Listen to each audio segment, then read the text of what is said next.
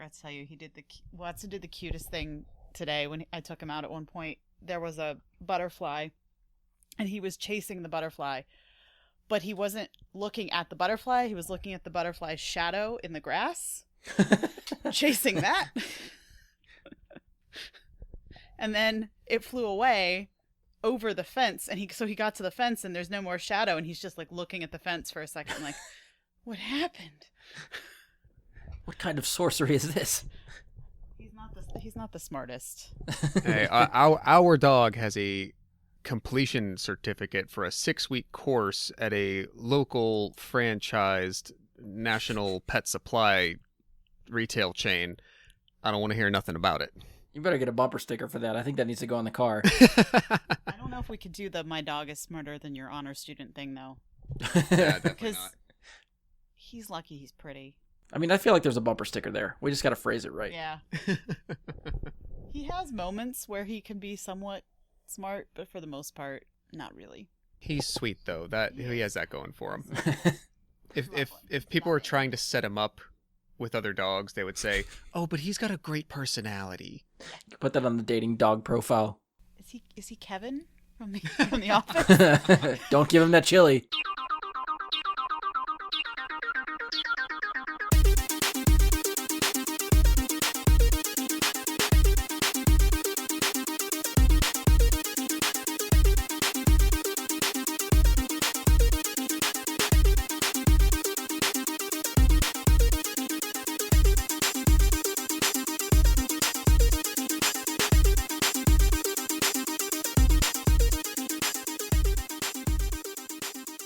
Hello and welcome to another episode of Bry Guy and His Super Friends.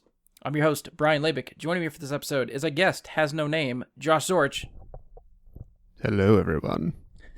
Super sexy voice on that one. You're so great. And we got the woman possibly looking for her own nickname so she doesn't have to be Mrs. Movie Slut anymore, Sara Zorch. Oh, yes. I need to find something else. Are we going to throw it out to the internet and see if they give you something better? I was going to say anything would be better, but I know that's not true. So, yes. Or is it just going to be Mrs. whatever Josh gets?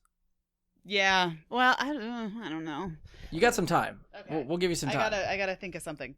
Yeah. And also, I mean, if we're going on the track record of the feedback that I've gotten from people, then she will never get any kind of recommendations or suggestions. Yeah, you're better off going your own way with this.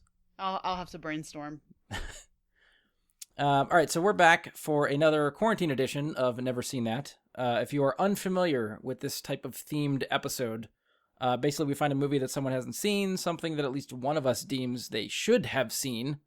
We usually start by talking about what they know going in. We take a break to watch the movie, and then we'll come back and get their thoughts after the movie.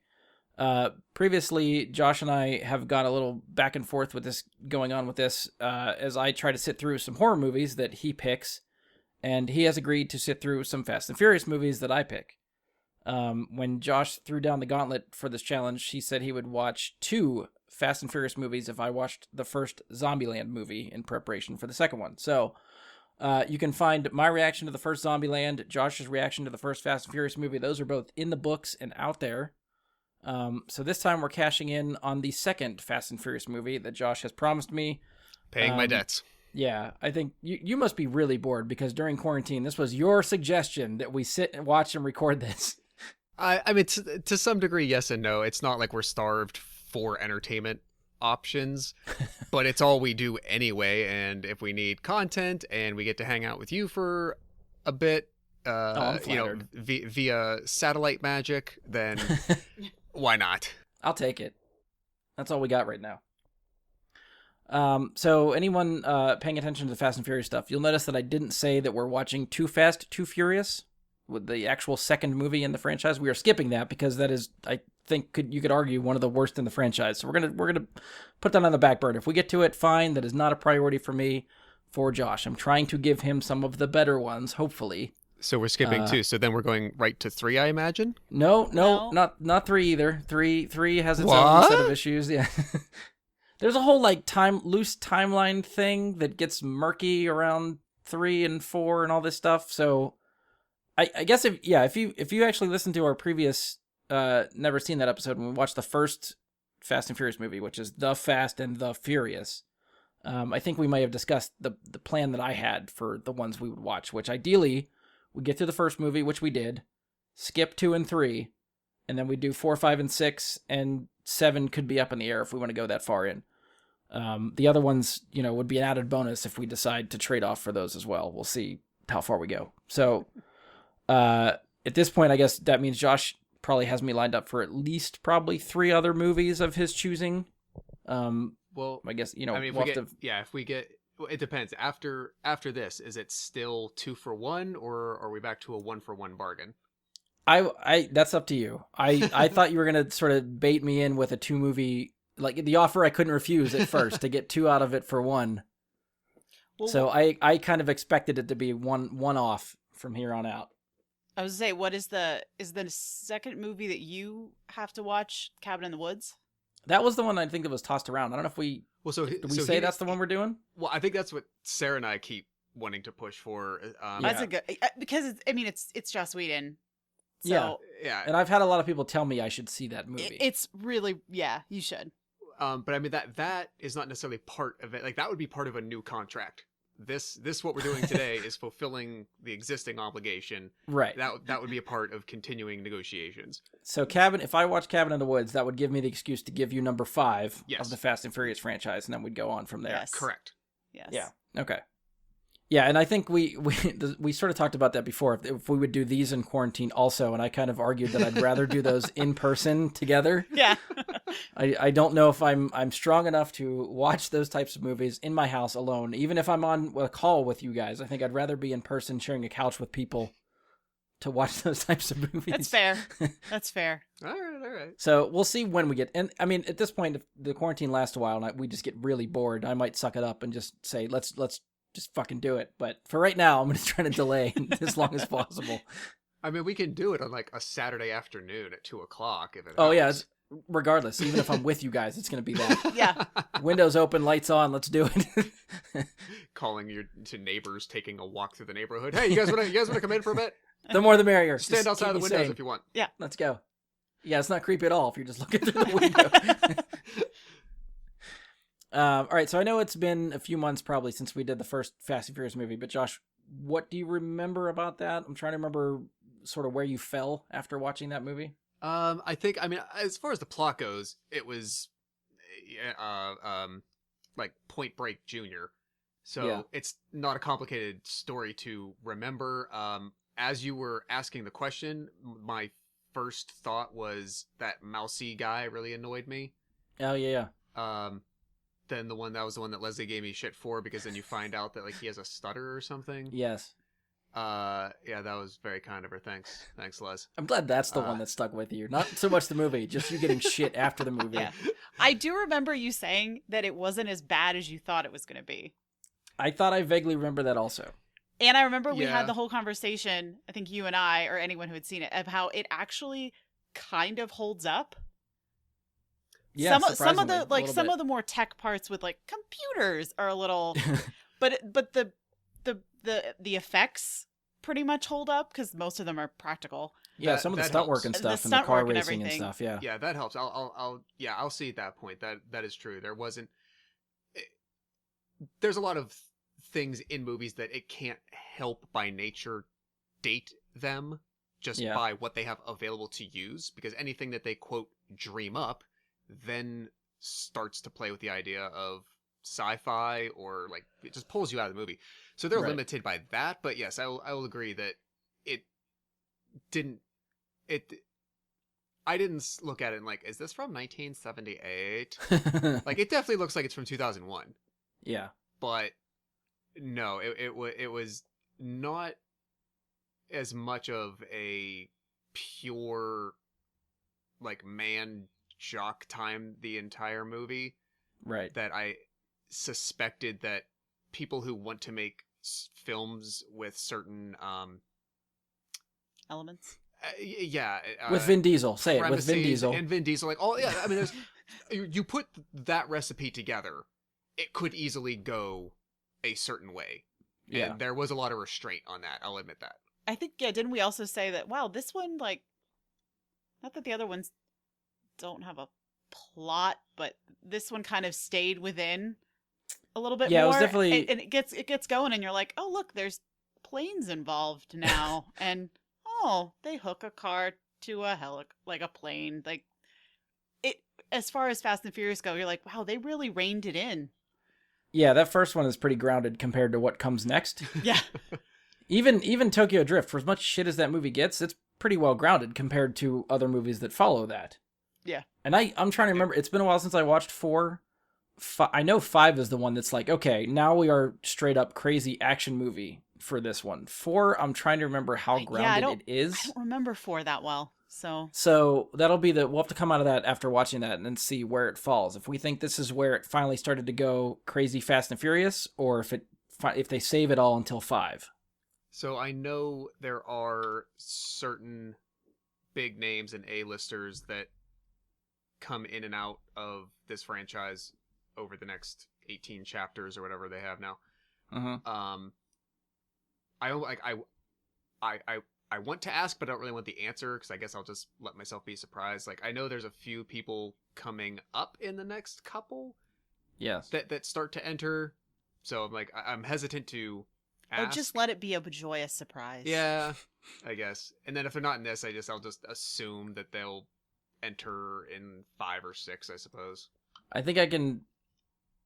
Like I'm sure you're asking about The Rock, which I can say he is not in this one. Okay, so this is pre-Rock. I know, doesn't Gal Gadot show up at some point? And Charlize Theron.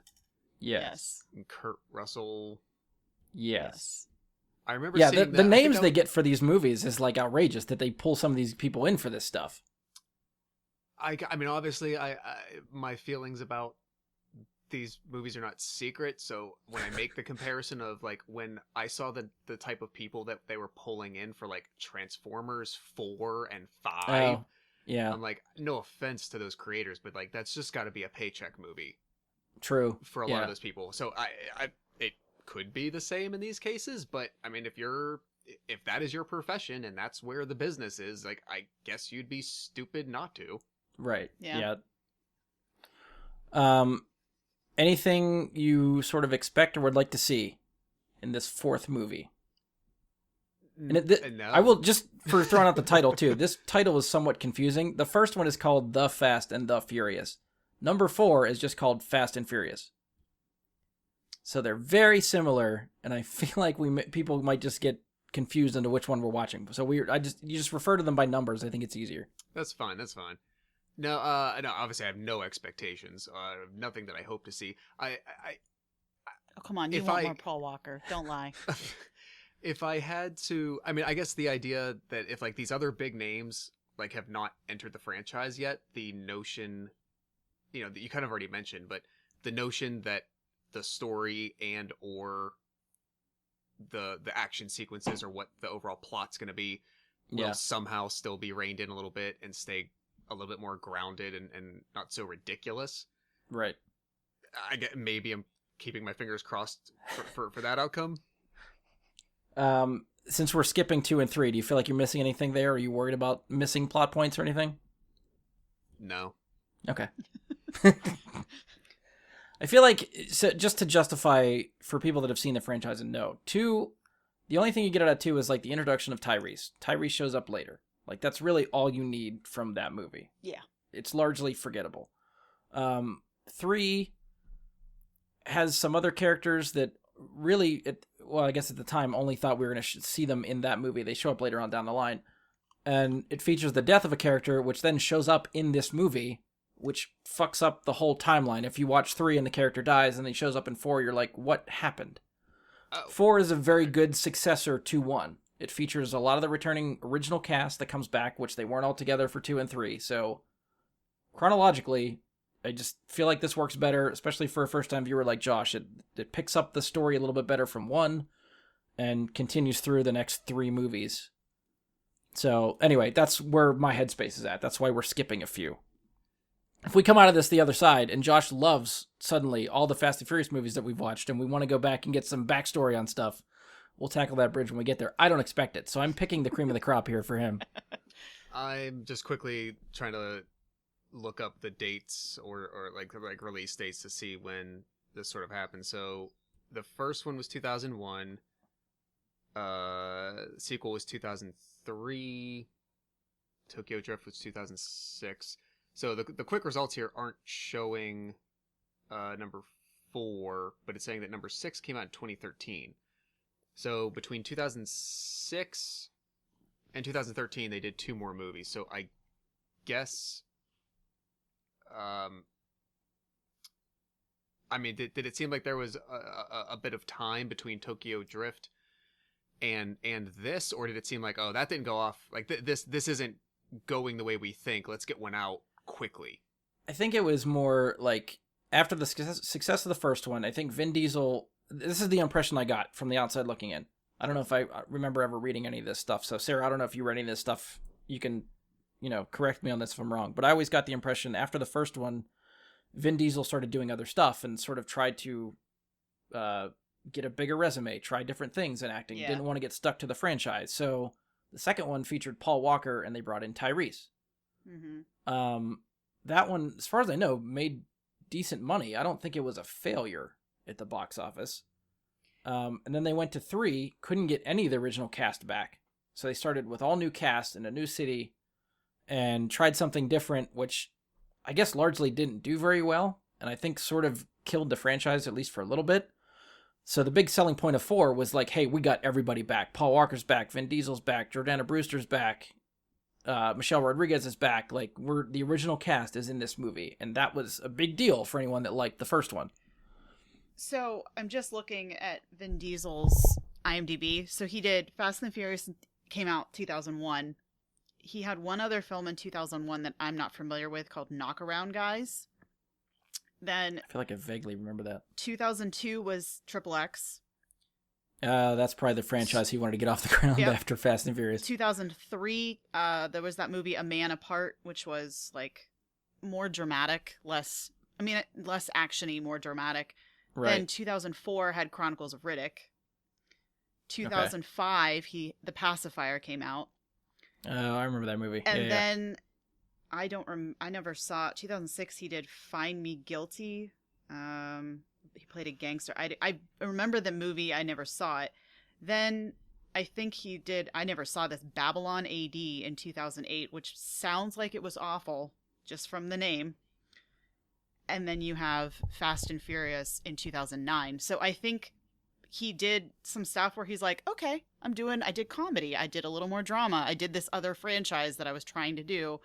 And then all of a sudden it's kind of, he had a couple years of, Yeah, to Josh's credit, it's more like, I tried all these things. They weren't as big of a success as what that first one was. So let me go back to the thing that made me a star, got me, some credibility and got my name out there. Right. Yeah. So more or less paycheck. He went for the paycheck. Yeah. Because it looks like, he had some gaps in there. And to Vin Diesel's credit, it's a smart move because every single movie in this franchise since then has been making more and more money. Yes. Yeah. I still think like Fast and Furious 8 is somewhere in the top 10 like worldwide for biggest box office.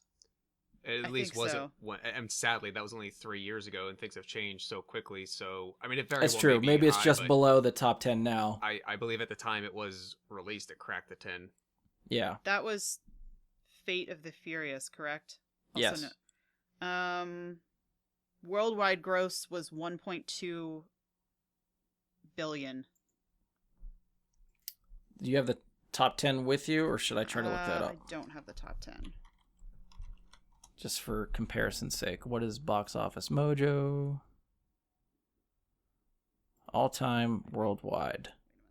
Okay, so it's dropped to number 19 out of the top 10 worldwide. It still made 1.2 billion, and it's at number 19. Make sure I said that right, though. Because my screen went away as soon as I saw that. What, the 1.2 billion? Yes, yeah, that's correct. I said that right. Okay. Yes. I was like, did I misplace the decimal point there? Yeah, domestically, it only made 226 million. Yeah. So that is all overseas. Yeah. And people are, this comes back to the point where people are wondering or in case you're wondering, why Fast 9 was delayed an entire year, because China wants that money. Mm-hmm. Well, it says, so the budget for the Fate of the Furious was $250 million estimated. Mm. If the domestic gross was $226, but the opening weekend in China mainland alone was $184 million, like that's why. Because Yeah, domestically, China loves these movies. domestically, it didn't even make back its budget. But because of, like you said, overseas, that's what pushes it. So the fact that, And, I'm looking at the worldwide totals again. Maybe it's not Fast 8 that I had an eye on. Fast 7 is still in the top 10. It is number 9. Oh, It's you're 1.5 billion. Yes, it is. yeah, So that is the bar. I mean, to its credit, the idea, like, it's difficult. Like, the number of movies that make over 200 million domestically are really low. Oh yeah. So if anything has a budget of 200, 250, 300 million dollars, I mean, the fact, if they don't make that back just domestically, that's not necessarily a show of failure by any means, because that's a hard bar to hit anyway. But yeah, the contrast between its US performance and internationally, and especially in the Chinese market, yeah, it's ridiculous. This might be a rabbit hole that we go down, but guesses on what the budget is for Furious 7, which is still in the top 10. Keep in mind, this is the movie where Paul Walker died, so they needed a lot of CGI effects Oh. to fix this movie. yeah. Wait, Well, so the budget for number 8 was how much? Like 250 million. 315. Wait, that was the budget for 8. Holy shit. Yeah. That was the budget for 8. Okay, so it's less than 8. I thought 7 was going to be high. I did not realize 8 was that high. That's what Mojo's saying. 250 million budget. What was 7? 7's 190. Wow. Well, they made that back handily. Oh yeah. So obviously, Vin Diesel is doing very well for himself probably on these movies. Yeah. All of a sudden, this just showed up on IMDb when it's like related news. This is the headline from 5 days ago. Hobbs and Shaw punches way to number 17 on Deadline's 2019 Most Valuable Blockbuster Tournament. What? It should never. No. Why? No. I just. But you know what? It got me to click on the article, so it Just for comparison's sake, too, the budget for the one we are going to watch, Mhm. $85 million. Oh, wow. What was the budget for the first one? I can tell you in 2 seconds. $38 million. Oh my gosh. Although, I mean, practical effects are expensive in some ways, but if they really, I don't think they had a lot of, like, CGI and stuff in the first one. Not that I remember. I mean, the most cost was probably acquiring the cars and then blowing some of them up. So that's probably a good indicator of, like, you can tell when these movies, like, sort of just went crazy with, like, CGI and special effects. We must do that now because the budgets just fucking skyrocket. Yeah. Well, now they're saying, too, like, in this article that I clicked on, it says, like, The Rock can command as much as $20 million up front. So, like, Hobbs and Shaw, it said it had $200 million production costs, but then you have to take out $20 million just for The Rock's salary. So that's the other reason these budgets have to go so far up, is because once you get all these big names going in, Yeah, that's they're true, probably too. between, once you get going and you've got, like, Charlize Theron and The Rock and Vin Diesel, and you throw Statham in there, and Gal Gadot really wasn't the name she is now when she did it. True. Originally, but I didn't honestly hear about her until she was cast as Wonder Woman. Yeah. And then I went back to look at her prior movies, and I was like, oh, she was in some of the car movies. Cute. Yeah, just browsing the next couple. So the one we're going to watch, Fast and Furious, which is the number 4, one in the franchise. 85 million. Fast 5, 125 million. 6 went up to 160. So they're getting why can't I say that word? Incrementally larger each time they're going out. And yeah, you're right, Sarah. It could just be cast. The cast gets bigger. Yeah. Oh, well, here's something I didn't know. It says recently, The Rock told fans on social media that he lost out to Tom Cruise for the lead in the Jack Reacher movies, but that opened the door for him to take on the part of Hobbs. But you think about you're like, this is actually probably made him more money in the long term. Yeah, can't complain about that now. Because he comes in what you said, number 5? Yeah. Yes. So he's done 5, 6, 7, 8, and a spinoff. Yes. And is he signed up for 9? And probably part of 9. I don't know, because I thought this is getting into like behind the scenes politics and stuff, but I thought part of it was like Vin Diesel and The Rock had like some sort of argument or scuffle behind the scenes, and that was... Yeah, apparently they don't get along. Yeah, so which means if they gave The Rock his own spin-off franchise, I can't see The Rock coming back to the main line movies. Yeah, I mean, I feel like that's going to be Diesel's stuff, and then The Rock will have Hobbs and Shaw stuff. Yeah, because he's at least not listed as anything. I haven't heard anything. Put it this way, I'd be surprised if he shows up in 9. Hey, Michael Rooker's in 9.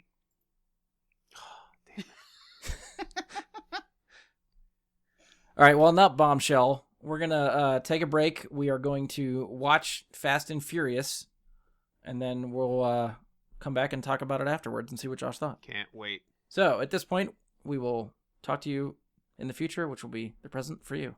All right, so we are back from finishing Fast and Furious. Now, just, before we get into our discussion, I'm just going to throw out the spoiler warning just in case someone listening to this hasn't actually seen the movie or, doesn't remember what happened and might want to rewatch it before listening to the rest of this. So, spoilers to follow. I mean, plus it gives me an excuse to use the Andy spoiler, which is one of my favorite things ever. So, at this point, we will cue it up. Andy. Wee-oo, spoiler! Wee-oo, spoiler! Something like that. Okay, so we are in the spoiler territory. We're going to talk, whatever we want to of the movie since we finished it. So we'll just start with initial thoughts. Josh, what do you think having finished the movie? So right off the bat with the opening sequence and the way that it ends with the notion of him timing driving that car under the apparently unstoppably turning over gas tank truck. I thought that's how the entire movie was going to go. I mean, admit that's reasonable. Yeah. I mean, you've seen the previews for other movies, so that's not unheard of.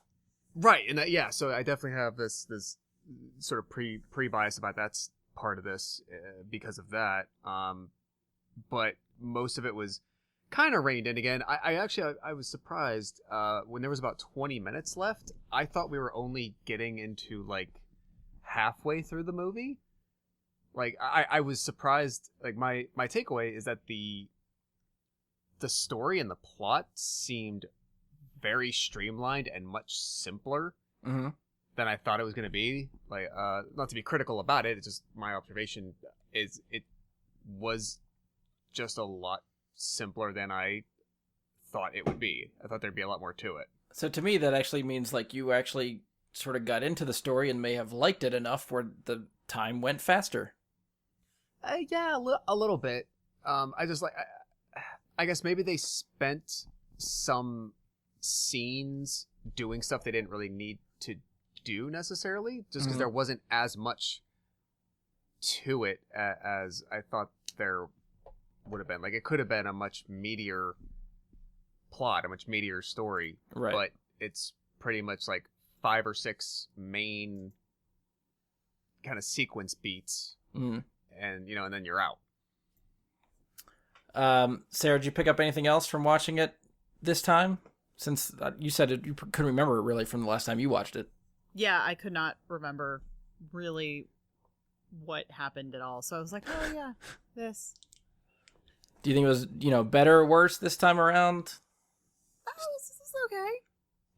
It actually was a little more restrained in explosions than I was thinking it would be, but yeah, I think I'm remembering more recent ones, Yeah. so it hadn't quite gotten into that yet.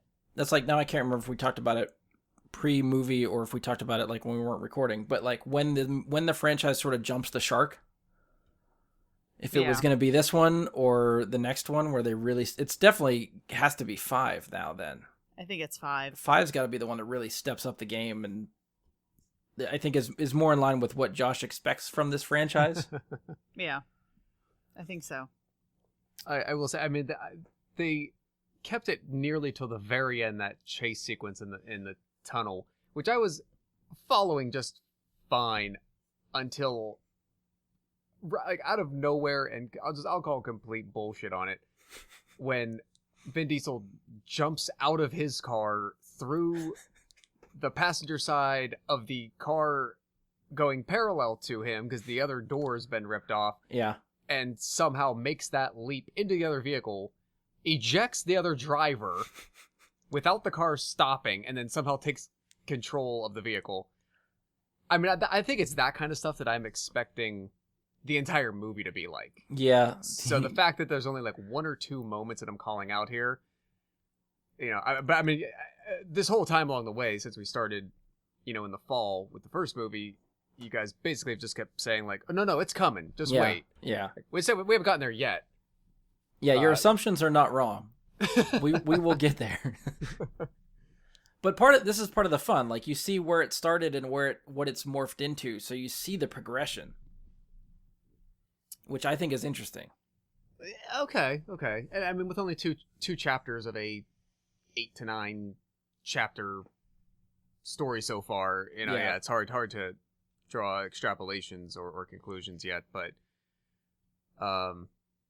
yeah, if it follows along this trajectory, I couldn't quite understand the motive. Am I interpreting the ending correctly in that Paul Walker was bothered by how justice was handled, so now he's like leaving the FBI and breaking him out, and now they're just gonna go like be shitty criminals? So that was together kind of what we were going to talk about, and then I realized we weren't recording, so I was like, I'll save it for the show. Okay. They kind of hint at the end that the Jordana Brewster, Paul Walker, and the other 2 guys are busting Dom out of prison. Right. So that kind of sets up the next one. The next one, they are all wanted criminals, and they have to, you know, run away from the law, and they get into their own shit that they have to try to get out of and stuff. And that's sort of, I think, if I remember right, that's sort of why The Rock is after them. Yeah, isn't he like? Tell me he's Interpol or something. No, he's not FBI. Is he like some sort of like special branch of policemen or something? I can't remember what he is. Of course he is. He's not a marshal, is he? That might be the closest thing to what he is. I mean, we'll find out when we get there, but... Oh, yeah. All right, so if I'm following at least Chapter 1 and Chapter 4 correctly, Vin Diesel is a shitty criminal. And... I think he steals stuff. I don't think he ever, like... I think it comes up, like, but his initial thing in the next movie is what they bring up, where he, like, beat somebody with a wrench somewhere. No, right. I think they talked about it in the first one. That was in the first one, yeah. He did kill someone. Right, but even aside from that... But I forget what, not that it... Even if you didn't have that, the point is they are hijackers and criminals, and they're not otherwise, like, great people. Yeah. They seem it because they're giving them these other story beats, but they're not great people. They're the anti-heroes. Yeah. That's the story for these guys. Guess. And so so in the end, the criminal gets sent to prison, and never stays there. The lawman just can't abide that. Well, I think that's more like you can... I feel like this movie sets up that Paul Walker's character, Brian, isn't really working well in that system, so his solution is, I don't want to be a cop no more. There's a difference between not being a cop and being something like the Punisher and being a criminal. Yeah. Like, that's what I'm not getting here. Like, they pull heists, they steal things, they, like, maybe they don't aim to hurt people, but they're not good professional people, like they are criminals. Yeah. So Yeah. I guess that anti-hero part of it is there, but like they don't. At least in these two movies, like they haven't earned any sympathy from me. Like, Yeah, I'm not see, then I don't identifying know. with them. I'm not rooting for them. Now I'm wondering how you're going to take to some of these movies going forward, because they want you to be invested in the characters by now and care what happens to them. And if you don't give a shit what happens to these people, then I don't know how well you're going to like the other movies. I don't know. Maybe, I mean, I'll reserve judgment. I'll wait and see how they turn out. But like Paul Walker's move right here, like I don't care that he saw some kind of miscarriage of justice because somebody who is a thief and does what they do got arrested and sent to jail. Like there was I almost nothing feel like they like there's nothing unjust that happened that I should then care that he's now he's taken outside the law. Like Right. but to do what? Like nothing. I I think don't it's know. more that like they maybe at this point knew they wanted to make more movies. They knew they had to address the part where Dom is wanted, so they arrest him. But then they realize they write themselves in a corner because you don't want one of your main guys in jail and then have to make a sequel where he's stuck in jail the whole time. So they just wrote him out where they rescued him. Well, just like any movie, like Catch Me If You Can, like it would have been just as easy in the next movie that you need to enlist the help of someone who, yes, is a criminal, who has a special skill set that can actually help you in dealing with other people. Like that would have not been a hard turn to take. Well, in that sense, you're sort of on track for what the next one is. It's more of a heist movie Yeah, in the next one. it is. And they bring more returning characters, some of which you haven't met because we haven't done the other movies. Like we skipped 2 and 3. So that's what we were talking about before too, is I thought Ludacris for sure was in the first movie. He is not. No, he he's first in the appeared in the second. second one. So they bring him back and they bring Tyrese back for 5. So they recruit a bigger crew to pull off this heist, and everybody has like a specific role as to why they need them for the crew. Okay, Yeah. but the heist is still like a criminal enterprise. Yeah, Right. I'm not going to go into what the heist Yeah. is or why. Okay. So But- it's not even like, well, we know you're wanted, but again, like maybe we can talk about clemency if you do this job for the good guys because Right. you can't like. See, this is why you need to watch 5. And I looked it up. Hobbs is FBI, which I really didn't think he was. Okay, he's some sort of special FBI guy. Yeah, I thought he like because- lists like whatever branch he is or specialization he is or something.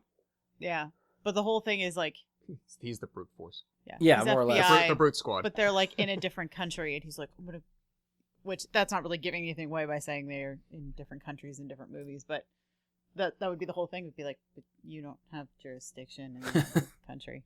We just made that very clear in this one, and now we're gonna throw that out the window. Yeah, that's one thing that like the continuity whore in me is so irritated by the timeline of these movies and how they stupid stuff like that does not. They set something up and answer it for one movie, and then the next movie completely do something different than what they set up the movie before. And that stuff drives me up a wall. And yet, I still love this franchise, and I watch all of these movies, so I try not. I can't nitpick it because it makes me angry, but I enjoy just the sheer stupidity of like stuff that happens in these movies that I can't help it. I guess I can see that there's an action movie appeal and enjoyment Oh, out of it. Yes. I mean, Yeah. it just ramps up. So far, I said I can't. I don't give a shit about any of the characters. Well, I guess just from Like, an they're- action movie they're- standpoint, how much of an action junkie are you? You're not. I mean, it depends. I mean, fairly. Like, there's very little that, like, out of mainstream movies that I would like. You look at something like The Rock. Yeah. The Rock's not a great movie for anything really, but it's a damn good action movie. Okay. Like, same with the original Point Break. So, Yeah. Like, there is a place for those. So I think it would depend. Now, I will say the horrible Van Damme movie that we watched last week Oh, that because was we so great. used our random number generator on our DVD list. It was called Cyborg. Spoilers: Van Damme is not the Cyborg. The Cyborg is like an ancillary character that has about 4 minutes of screen time, and it's But it's like mostly post-apocalypse. really trash. Okay. 1989 amazingness. So like if you call that like action movie junkie, no, if I'm not catching all that stuff, I'm okay. I just think of action movie junkie as like someone who's like, the more explosions, the better. That is not you. Not You hate necessarily. Bruckheimer. Yeah, I mean, it's the So- thing. Some of them can be done well. Some if you have that in other redeemable things, it's a good balance and it's fine. If that that's why Michael Bay has the reputation that I'm sorry, he not does. Bruckheimer, Michael Yeah. Bay. Well, I mean, Yeah. Bruckheimer can fall into that too, depending on what it is. But like, that's why he developed that reputation, because everything about him was car chase, car falls, car flips, this thing blows up, that thing falls over. Like 20 minutes of nothing. Like we talked about when we did Bad Boys 2. That movie could have been like 40 minutes shorter. Yeah. And a lot of that had to do with prolonged action sequences and editing. So like in that regard, no, maybe not as much as others can be on the action junkie side. But like I said, I could see how this could be enjoyable and be entertainment, but in terms of being vested in the characters and really care about their well-being, I'm definitely not there yet. Okay. Yeah, I'm I'm just just- trying to find like and redeeming it's not factors about- for you. Yeah, and it's not about the context of the movie necessarily with the cars and the stuff. It's like their motivations and the reasons they're making their choices. Like I don't care. Okay. So we'll have to. That's something we'll have to check back in after every movie and see if that has changed at all for you. Sure. I'm just thinking ahead to when we inevitably get to Hobbs and Shaw. I'm just thinking ahead. For I don't. Josh. I think that's investing way too much in this. I don't think we're gonna get there. I know. I See, just think like that would be Depending the on where we go, the ante for what Brian has to trade is going to go way up. Yeah. I know. But I was just thinking, I don't like, even know if I like Hobbs and Shaw. I don't even know if I want to subject myself to that right now. Well, that was the thing is I remember you and I when that trailer came out, we were like, this is going to be the most ridiculous thing ever, and we're going to go see it. But then afterward, we were like, even how bad it wasn't redeeming, if Yeah. that makes any sense. It was not what we expected, and we came out of it both kind of like meh. Yeah. Which we wanted to be our faces melted by the action and stupidity of Right. what happens, and just it wasn't there. It wasn't. I know. Yeah, I mean, I don't know what offhand, like off the top of my head, what I would trade for that. It would be something that I wouldn't enjoy. Like, I wouldn't subject myself to something that I just wouldn't have a good time with, like a Rob Zombie movie. No, But don't, poor it Brian. would have just- to be like, it would like maybe be like a Texas Chainsaw. Ugh. Or I something. don't know if he could handle No, that. he No offense, couldn't. Brian. Like that's the level that I think we would have to get to based on what you guys have But talked what about if we this gave movie him? for What if almost a we year. gave him? What's the Texas? Is it 4 with Oh, Matthew with McConaughey and and Renee Zellweger? It's from like 1994. Oh, it's so great. It's called Texas Chainsaw 4: The Beginning, I think. So here's a little secret about Texas Chainsaw movies. Like the first 3 or 4 are literally the exact same plot. Oh yeah, not kidding. Like wayward strangers somehow make their way onto the family estate In Texas, and spoilers. they Eh. torture them and Eat them. kill some of them and do XYZ, but like it's literally like the exact same plot. They're like, oh, these dang college kids Like just you- keep wandering over I mean, here. I guess if the formula works, you just keep going. I mean, we're like with a lot of horror movies, you can like you can see differences in like the Freddy Krueger franchise from one to another. Like there's Yeah. very distinct, different stories happening in each chapter. Texas Chainsaw, not so much. So yeah, that's the thing. I don't even know if I could sit down through McConaughey again. Like you put No, I'm sorry, you put wasn't- McConaughey in a horror that was movie. the Next Generation. Next Generation. That's what The it was. not beginning was a new one. Yeah. Which funny, I think Jordana Brewster was in.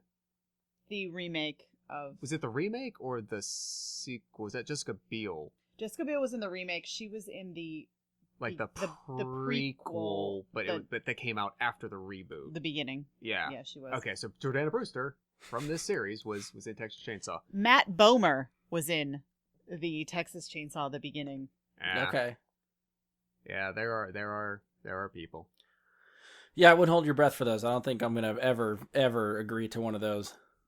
They're a hard sit. Like the first one, and then I'd say maybe actually the remake, as far as like a good horror movie goes, the remake's not that bad. and then the one from a No, the couple years remake's ago actually really good. wasn't too bad. But yeah, like it would be like that caliber. I'm thinking, especially if I've gotten through like another 4 or 5 of these, and you're like, okay, Hobbs and Shaw is next. Like you Like I guys said, have just Josh, been my trashing goal- this movie for a year. So. My goal is to get you through 6 for sure. 4, 5, and 6. So we did 4. So at least 2 more. Okay. 7 can be hit or miss. If we want to have one more to trade, I'll go with 7. The other Okay. ones are give them, take them or leave them for me. Fair enough. We yeah, I said other than, well, if we continue, then Cabin in the Woods is probably next on our docket for you, and we'll have to brainstorm about another one. But we would, obviously we're going to look for something that has some redeeming qualities that you could actually enjoy. Quiet Place. Yeah. Oh yes, she just suggested A Quiet Place. Quiet Place. I think you've been telling me about that for a while too. I Yes, think you'd legitimately. actually. It's be complete. okay. It's like creature It's not horror, but it's more bloody at all. Yeah, it's more just like tension. Okay. It's Yeah, jump. that- It's I jump might be scare. okay with that.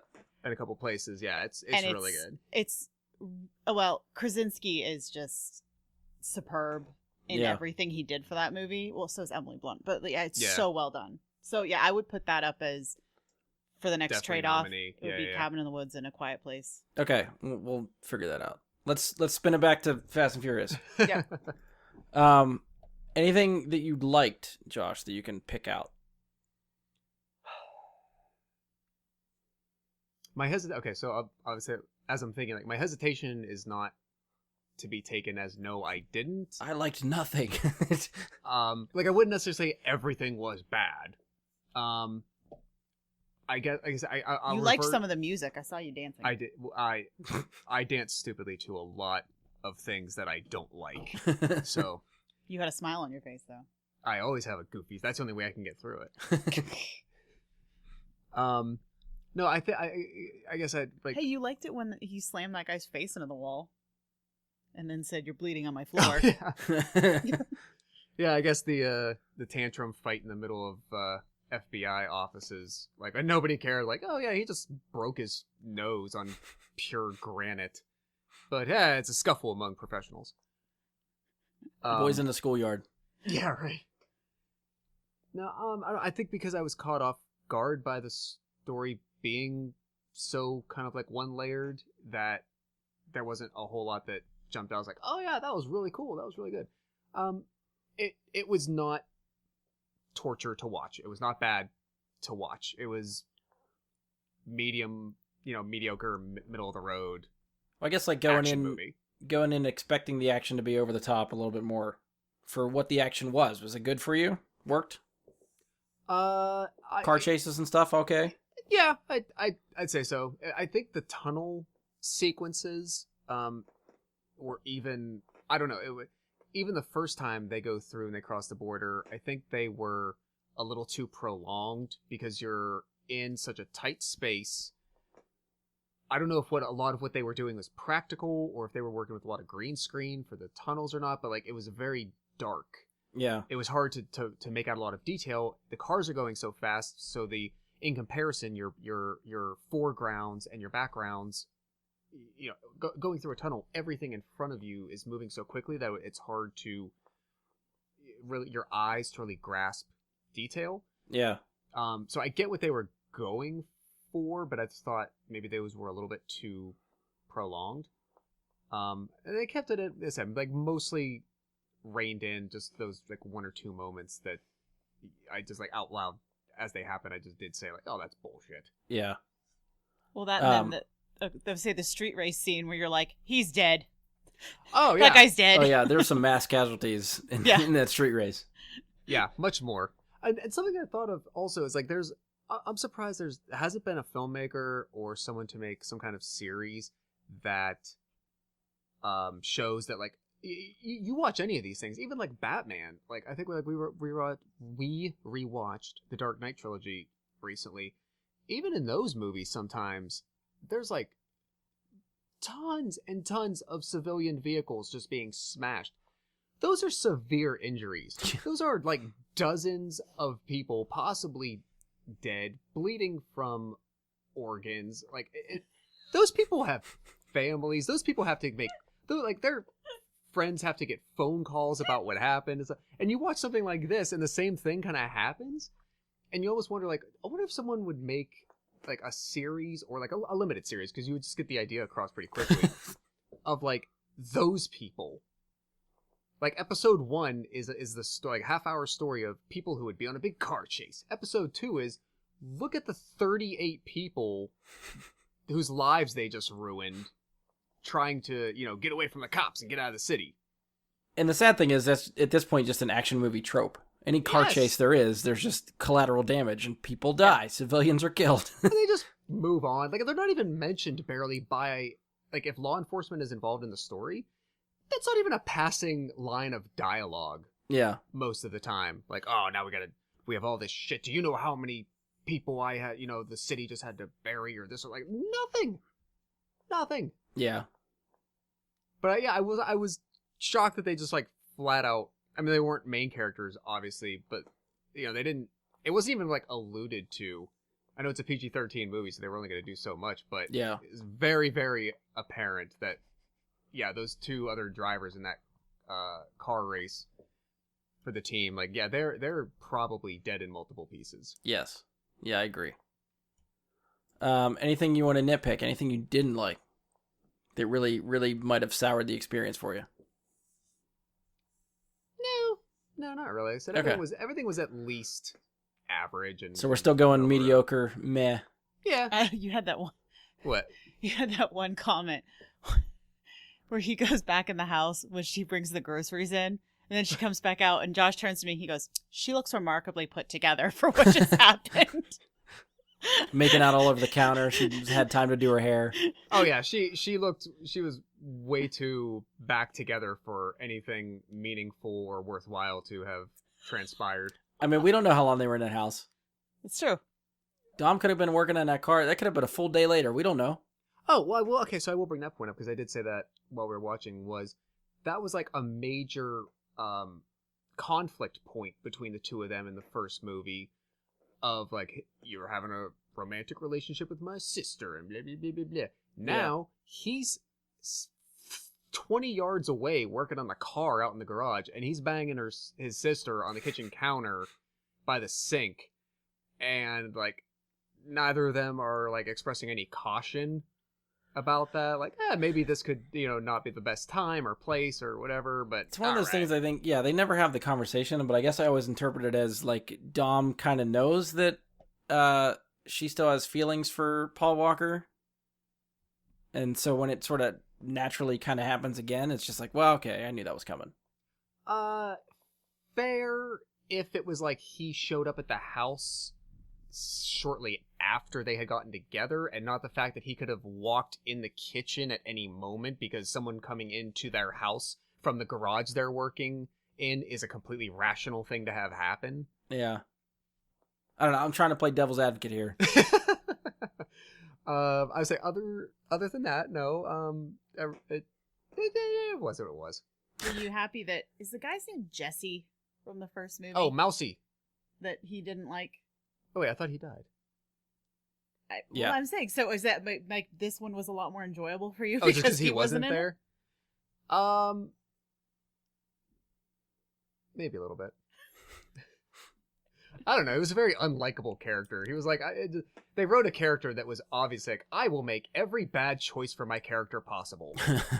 And I don't know. It was kind of a boring character. Like, you've messed up multiple times very easily just by making simple, dumb choices.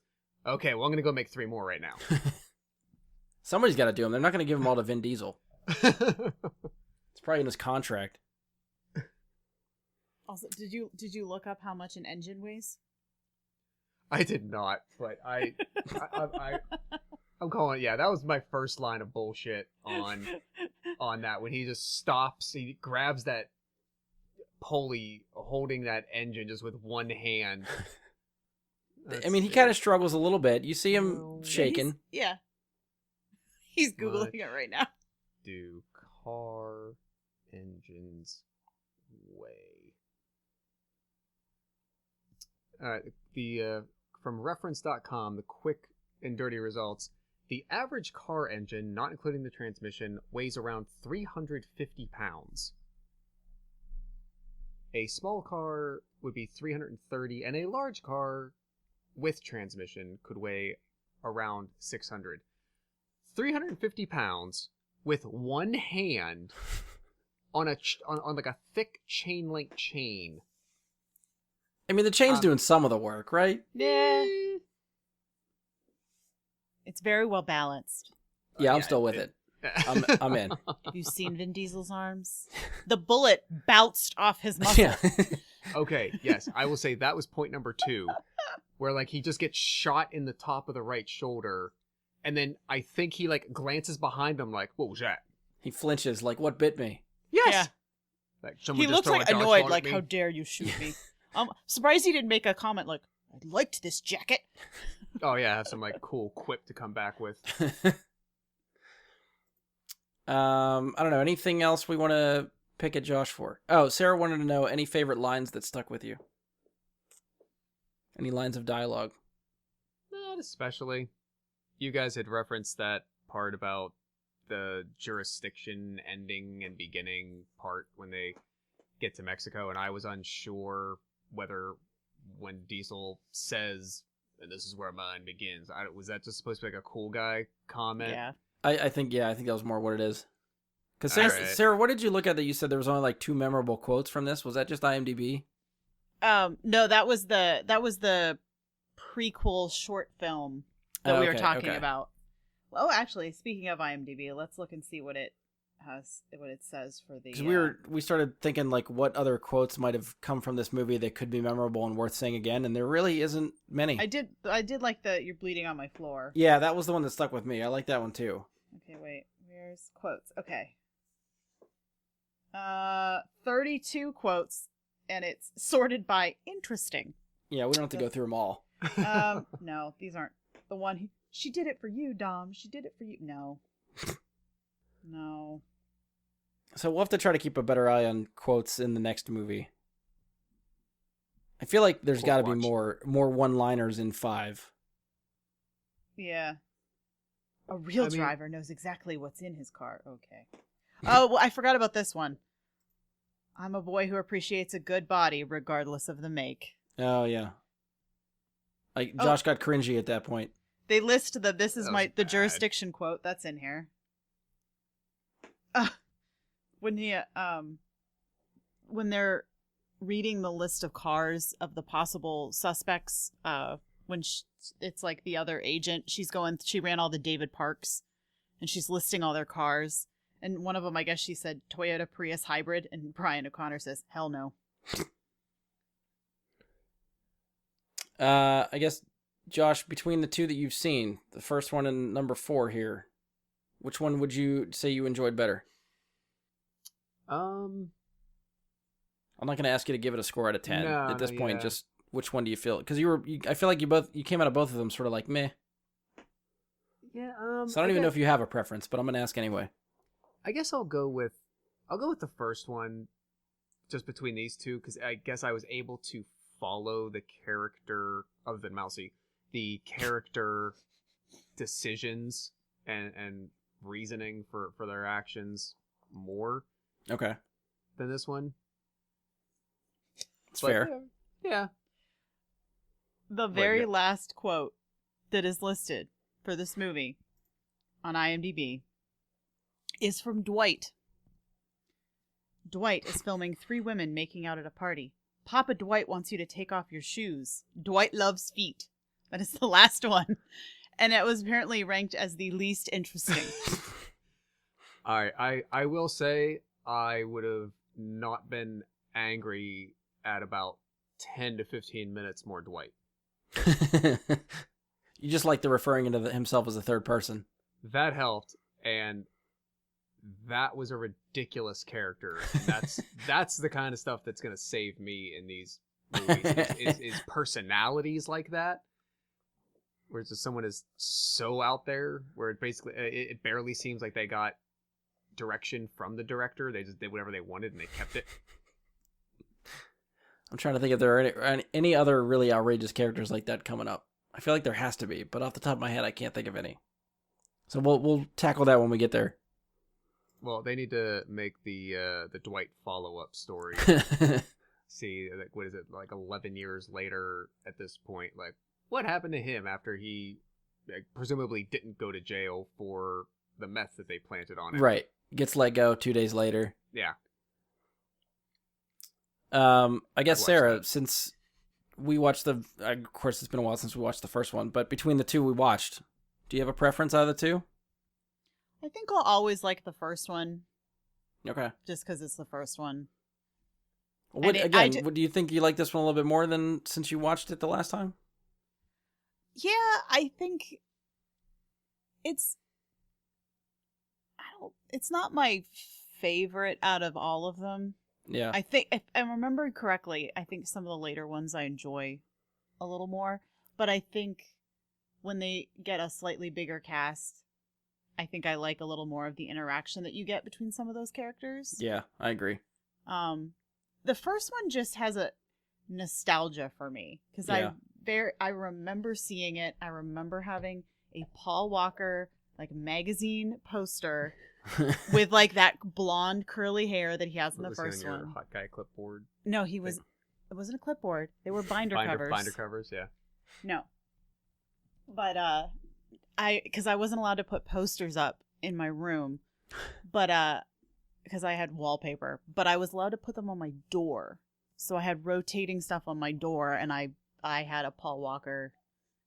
I think it was from like Teen People, or I don't think it was like a Tiger Beat. I want to say it was a Teen People or something like that when that was a thing.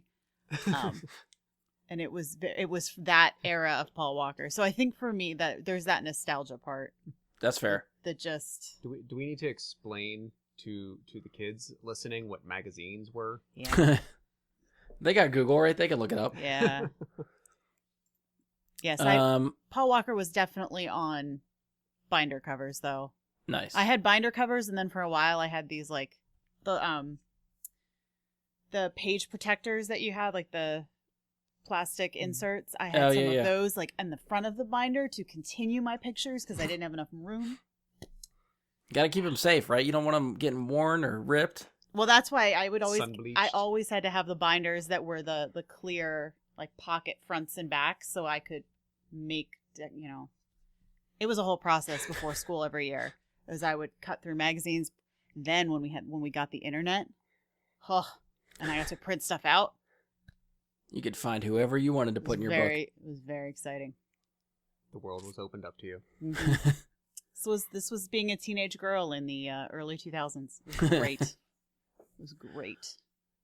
Josh, I think I'll leave you with one more question. Okay. Are you excited at all to watch any more of these movies? Excited? Maybe not yet. Or should I just say curious? Are you curious enough that you're somewhat interested in watching some of these movies? I admittedly would probably not choose to continue with them on my own accord or like just on my own volition. Okay. But I do not view it as a chore to do so for these purposes. Okay. Again, I am curious to see if that ever changes with the style of these movies. If they Sure. get more outrageous, if suddenly it's like, oh, why are we sitting through this again? Although you did just watch Gal Gadot's screen debut. I saw that, Yeah. which I can kind of see because she had nothing to do. Yeah. She looked really didn't pretty. really serve a purpose at all. So at least she does come back in the next one. So you get more Gal Gadot in the next one. All right. I think that's it. Sarah, you got anything else you want to press Josh for? Not that I can think of. Okay. I think the next one, if we get to 5 and 6, those are probably my favorites. So I'm excited to see what you think about those. Those Okay. two, I think, are the peak for me. Then I will look forward to them for you as well. Okay. See, I think it's been so long since I've seen a lot of these. Like, I remember seeing them once, but I think I've maybe watched them again.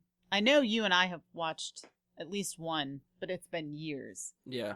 So they kind of start to run together for me as to the plot points. So I'm actually kind of excited to watch them again. To be like, oh yeah, this one. And they definitely get really ridiculous. Oh and yeah. the ridiculousness is what's fun to me. So I'm just curious how Josh takes that going forward. Fair enough. Maybe if they get past the point where they're trying to make me care about the characters, and I am not expected to, Yeah. and that's not what they're trying to go for, maybe the rest of it will be a little more like I can just take it for what it is, because I'm not like part of the enjoyment is not to be invested in their choices or their well-being or their desires or anything like that. Right. Like in this one, it was obvious, like that was front and center. That was the whole reason for the story being set in motion, and et cetera, et cetera.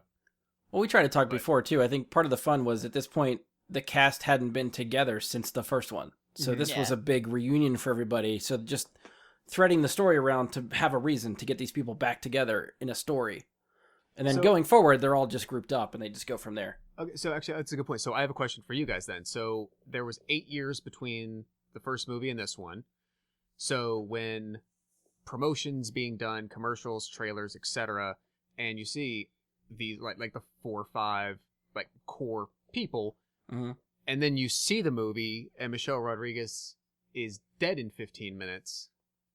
Oh, I should have brought that up if that was surprising. How did you feel about, like, did you feel shortchanged, if you remember? I know that was like 11 years ago now, but like if that was one of the points of like, look at those people from that story you enjoyed, and guess what, one of them's dead now. Like, I'm trying to remember if even in the promotions, I'd have to go back and like rewatch the trailer, but I don't remember if the trailer even said like Letty died and we have to figure out what happened, or if it was I don't remember. The promotions definitely leaned into the original cast is back, and I don't remember if they talked about Letty dying in the previews or if that was just a surprise for the movie. Okay. I always liked her character because I think her character was pretty different. There weren't a lot of female characters like her in movies. Okay. So I don't remember being upset or something, but I just remember always really liking her. So I do remember when you figure out, like, spoilers that maybe should not. No. If he's not paying attention, I'm not gonna say anything about that for him. I'm hearing. I would say no. He knew that from before. I'm pretty sure we've said that before. Where was that scene? Did you say that was like an after? Is that this movie or is it the next one? Where is it? Next one. The next one. Yeah. Okay, that's why I couldn't remember if it was after this one or after the next one. But Okay. no, so I we'll get there. I enjoy Michelle Rodriguez, so because I think, well, a lot of the movies she does, she plays kind of a really tough female character, and I love that. Yeah, so I'm like, that's totally not me, but in my head, I wish I could be that in a lot of ways. That's actually what I just wanted to reference, was like this, as it relates to some of the other stuff she's in. She was in SWAT. I completely forgot she was in Avatar. Oh yeah. She's like one of the main people. Yeah, I forgot about of that. the group. Because SWAT was 2000. It was earlier. I go back to Resident Evil. The first Resident Evil was 2002, I think. 2003 was SWAT. But the year after this, so Avatar was also this same year. The year after, she was in Machete, which I freaking love. And then like a year or two later was Battle Los Angeles, which I got to rewatch. I think that was underrated.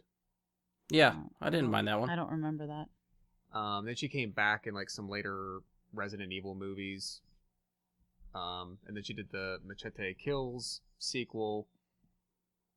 And then kind of like went back and forth between like this series and other projects. But yeah, I've always dug her. Well, the other thing is, I think we might have said this in the talking about the first movie, but when we went back to Universal Studios in 2018, yeah, because the Fast and the Furious ride is there now. That's right. Oh yeah. And I made yes. Okay, I didn't remember if it was if it was one of the types that we knew I'd get sick on. So I think we weren't sure, but I think you wrote it. I guess I might have at first, because did I take Germany? I don't remember. I think you did, I might have tried. But I just remember because I was like, oh, but you're not going to understand any of the references. And you're like, somehow I'll survive. Yeah, on this like 90-second ride. Yeah. But they filmed stuff specifically for it, so that was fun. See, now if we go back, you'll understand it. I think I'm gonna remember or care. He's already forgotten the movie we just watched. Yeah. Let's be honest. I'll remind you. On the plane there, right there, I'll be like, which one do you want to watch? It's a very short. It's not as long of a plane ride to Florida as you think. We won't have time to get into the movie. You can finish this one. It's an hour 48 minutes. You got this. Hey. You got to take into account takeoff time. You're not supposed to turn electronics on for a certain period of time after takeoff, before landing. It crunches it. It crunches. You're forgetting how movies work, Josh. You can easily pause the movie and finish it later. It doesn't have to be all on the plane. It's speechless. I got him. Got him, folks. He just shot me the dirtiest look. Like, Thank you for helping, Brian. All right, on that note, we're going to close it down. Yeah. All right, so if you've enjoyed the show, please support us. Leave a 5-star rating and review. Be sure to give us a share on social media. You can follow, subscribe, keep up with the show. We're on Spotify, iTunes, Google, Anchor, anywhere you can usually find podcasts. You should be able to find us there. You can check us out on Facebook, facebook.com/BryGuySuperFriends. You can search Bry Guy Super Friends and you'll be able to find us. You can send us questions, comments, topic suggestions, like the page, leave us some shit. Try to email us, bryguysuperfriends@gmail.com. I will not check it. It's there just for filler. You can tweet us on Twitter @BGSuperFriends. That will check. I will see that. And on behalf of Josh, Sarah, and myself, thank you for listening, and we'll talk to you next time.